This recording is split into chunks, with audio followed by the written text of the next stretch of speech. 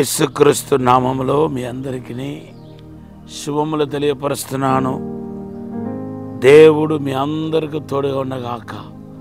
తన కృపను సన్నిధిని అత్యధికంగా మీ జీవితంలో వెల్లడిపరచనుగాక. దుష్ట శక్తులు యేసు నామములో పారిపోవాలని దేవుని సన్నిధిలో ప్రార్థన చేస్తున్నాను.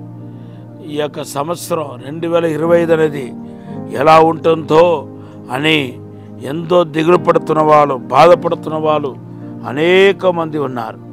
దేవుని బిడ్డలారా, ఇది 2025 లాస్ట్ నెంబర్ 5 అనేది మనకు తెలియపరిచే సత్యం చాలా కోకొలదిగా ఉంటుంది. దాంట్లో మనం చెప్పుకోవాలంటే 5 అనేది దేవుని యొక్క కృపను మనకు తెలియపరుస్తున్నాయి. కృపగల పరిచర్య 5 అనే విషయం మనందరికీ తెలుసు.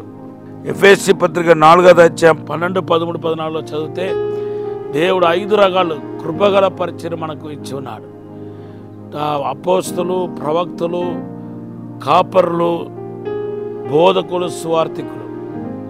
కాబట్టి 5 అనేది మనకు దేవుని యొక్క కృపను మనకి జ్ఞాపకం చేస్తుందని విషయాన్ని మనం చెప్పవచ్చు. దేవుని బిడ్డలారా, ఆ కృప యేసుక్రీస్తే. కృప మన ఎడల ప్రత్యక్షమవుతే, మన జీవితంలో క్రియ చేయడానికి ప్రారంభిస్తే మొదటిగా మనం రక్షించబడతామనే విషయాన్ని మీకు జ్ఞాపకం చేస్తున్నాను. సంపూర్ణంగా రక్షించబడతామనే విషయాన్ని మీకు జ్ఞాపకం చేస్తున్నాను.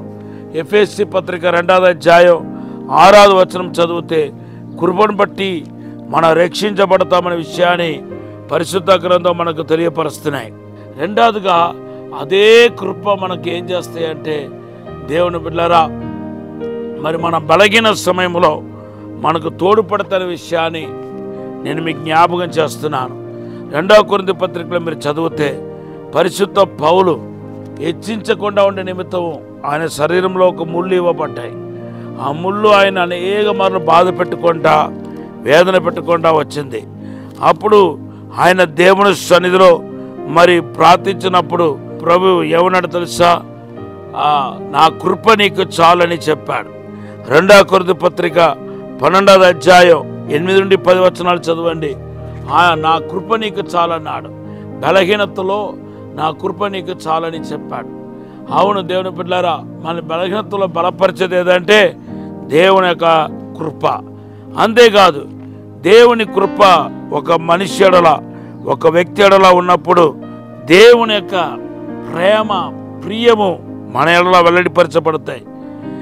కీర్తన 145:11లో ఆ కృప ఏం చేస్తాయంటే, మన ఎడల వెల్లడిపరచబడుతున్నప్పుడు దేవుని ప్రేమ ఆటోమేటిక్గా పెరుగుతాయనే విషయాన్ని మన పరిశుద్ధ గ్రంథంలో చూస్తున్నాం. తర్వాత 5వదిగా మనం చూస్తే కీర్తన 143:12లో ఆయన కృపను బట్టి మన శత్రువులందరూ నశించిపోతారని రాయబడి ఉంది. మనకు విరోధముగా ఎన్నో శక్తులు, ప్రయోగాలు ఎప్పటికప్పుడు సాతాను లేపుతూనే ఉన్నాడు. అయితే కొన్ని మన దృష్టికి వస్తున్నాయి, కొన్ని మన దృష్టికి రావట్లేదు.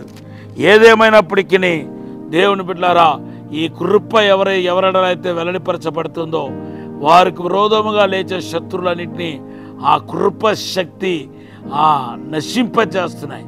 కృప అంత శక్తి గలదు. అటువంటి గొప్ప కృపను మీరు పొందుకోవాలని నేను ప్రభు పేరట మనవి చేస్తున్నాను.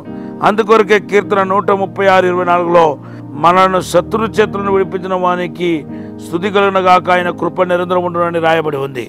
కనుక ఈరోజు కృపను బట్టి అతిశయించండి. కృప 5 అనేది కృపను చూపిస్తున్నాయి.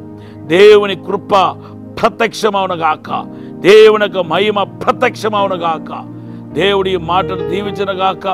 పరిశుద్ధము నమ్మకమైన పరలోక తండ్రి, నీ కృప మా ఎడల వెల్లడిపరచులాన సహాయం చేయండి ప్రభా. అసాధారణమైన అద్భుతమైన కార్యం జరిగించండి ప్రభా.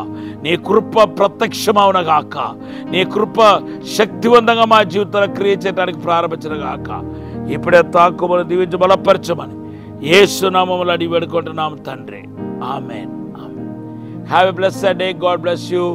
యెషయా 54:10 మీ వాగ్దానం.